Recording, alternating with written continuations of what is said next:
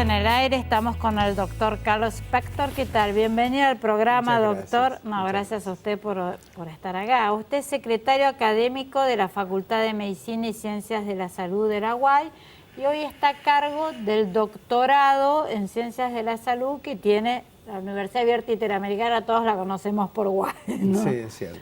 Bueno, cuéntenos un poquito, o sea, te recibís de médico, estás habilitado a trabajar, tenés que hacer la residencia, ¿y cómo se llega a ser doctor?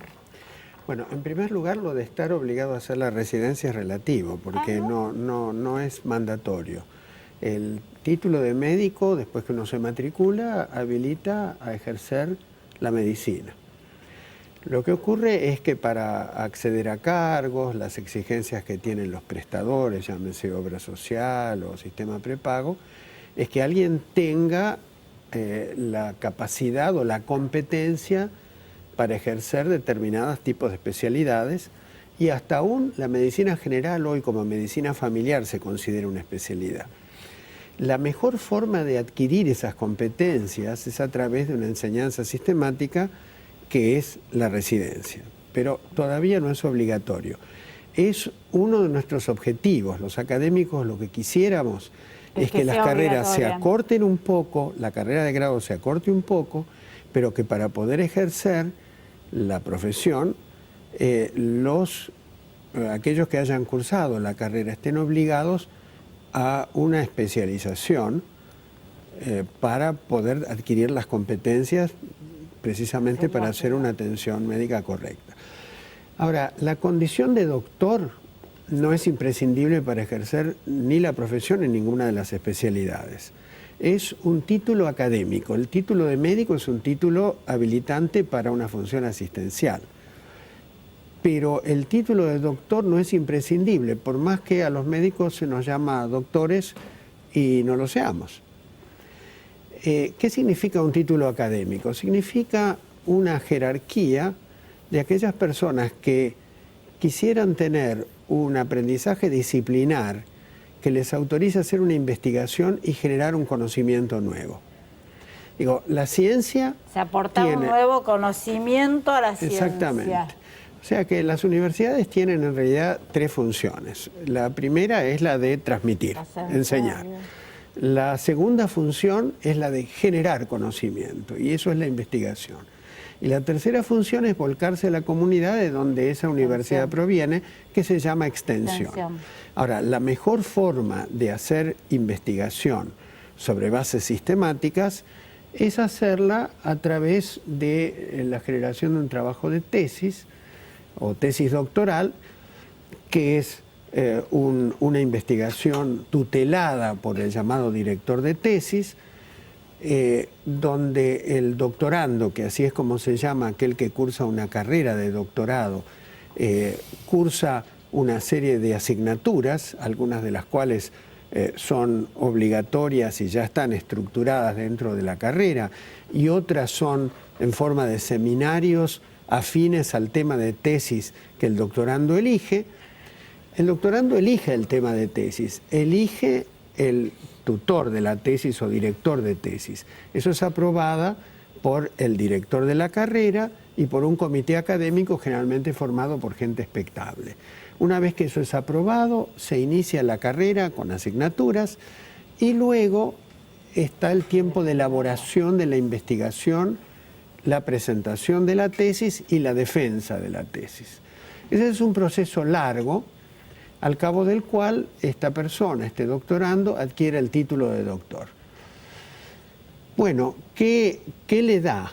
Le da la satisfacción de haber adquirido un fundamentalmente personal y después predicamento dentro del ambiente académico. Y ejercer en las carreras de posgrados de doctores, porque supongo que al no haber tanta gente que tenga el doctorando, no debe ser fácil conseguir profesores para los... Tiene una creo que está claro lo que quiero preguntar, claro, sí. ¿no? Tiene una virtud que todavía, digamos, el sistema universitario no registra, pero en la CONIAU nosotros valoramos mucho a los doctores y valoramos mucho a los magísteres también, pero especialmente a los doctores por su escasez.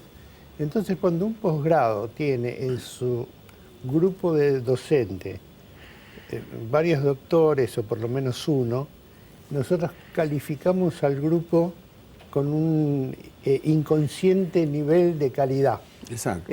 Con el correr de los años esto se va a notar, y cuando el sistema se dé cuenta que para la CONIAU es un valor, va a empezar a requerir más doctores en los planteles docentes, ¿no? Seguro. Nosotros nos hemos preocupado mucho cuando presentamos la solicitud de autorización para iniciar el doctorado, de que todos los profesores de las asignaturas fueran doctores. Claro. No hay ninguno, ni siquiera magíster. Y todos no es son fácil doctores. Y debe haber sido un trabajo muy arduo, porque Sí, no abundan, digamos. Porque lo que te habilita a trabajar, como bien usted acaba de explicar, es el título de grado. Exactamente. ¿Y en qué promedio de edad empiezan a cursar el doctorado y lo terminan? Bueno, yo me los imagino grandes todos. Sí, nuestros postulantes son en general grandes. El más joven, 35 años. O sea que ya se recibió y tiene una experiencia como médico. Tiene una experiencia de más de 10 años. Pero hay que ver de que es distinto en las especialidades o en las disciplinas que llamamos básicas. La gente más joven aplica al doctorado. En cambio, en las asistenciales, en aquellas que tienen que ver con la clínica, ahí ya para aplicar al doctorado es gente de mayor edad. Sí, creo que entendí. ¿Y cuáles son los requisitos? ¿Cómo se ingresa? O sea, tenés que tener, bueno, obviamente la carrera de grado, 90% debe tener hecha la residencia o la concurrencia. Exactamente. Y después una entrevista personal. Título de médico. Está bien la pregunta, porque nuestro doctorado no se llama en medicina, se llama en ciencias médicas. Quiere decir que nosotros podríamos aceptar gente relevante de otra disciplina que no fuera la medicina, que tuviera antecedentes y que tuviera demostrar una real vocación por la investigación, lo podríamos aceptar también dentro de la carrera. Entonces, a ver, repítame por favor la pregunta. O sea, si se ingresa con una entrevista personal, hay que presentar el currículum, aparte de presentar, bueno, los títulos y todo lo que, obviamente, ¿cómo se ingresa a la... Esto se ingresa así. Por de pronto hay una carta en la que el doctorando manifiesta su deseo de ingresar a la carrera y expone las razones por las cuales lo va a hacer.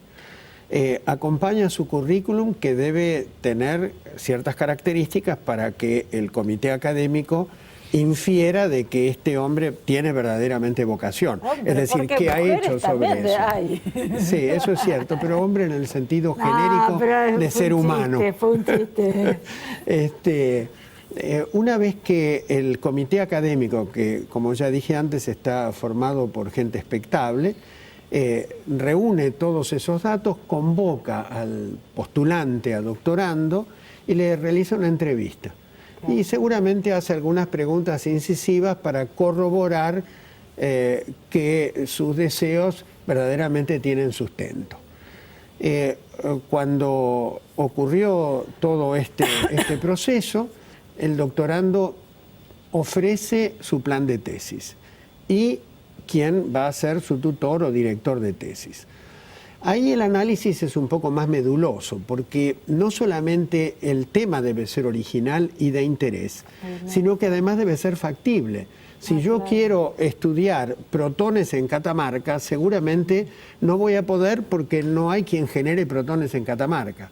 Entonces la factibilidad es muy importante, porque alguien va a iniciar una carrera que dura 3 o 4 años. Si finalmente la factibilidad de su progresión va a ser imposible, seguramente le vamos a decir al doctorando o que cambie de tema o que cambie de deseo. Y finalmente, cuando él está en proceso de redacción de su tesis, hay informes de avance. Significa de que no es que nosotros lo ingresamos y después lo vamos acompañando y vamos controlando al doctorando y a su director de tesis. De modo que si el informe de avance no da cuenta de que realmente durante todo este tiempo hubo progresión genuina, o sea, si él me dice voy a recoger datos o durante todo este tiempo, pero no hay investigación, pero no ha hecho progreso, le vamos a preguntar por qué no ha hecho progresos y le vamos a discutir con él si él quisiera una prórroga o no, pero no va a poder progresar en su carrera si no progresa en su trabajo de investigación.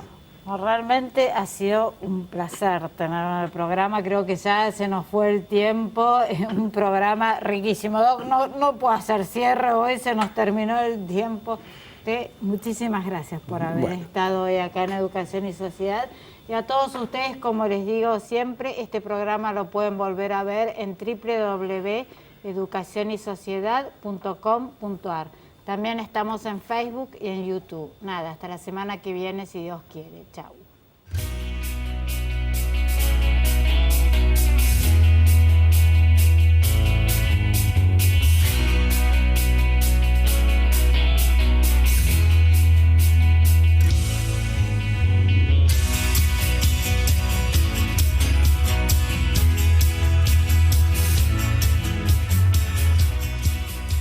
Aprender es mucho más que estudiar. Universidad Abierta Interamericana. www.uay.edu.ar. El futuro sos vos.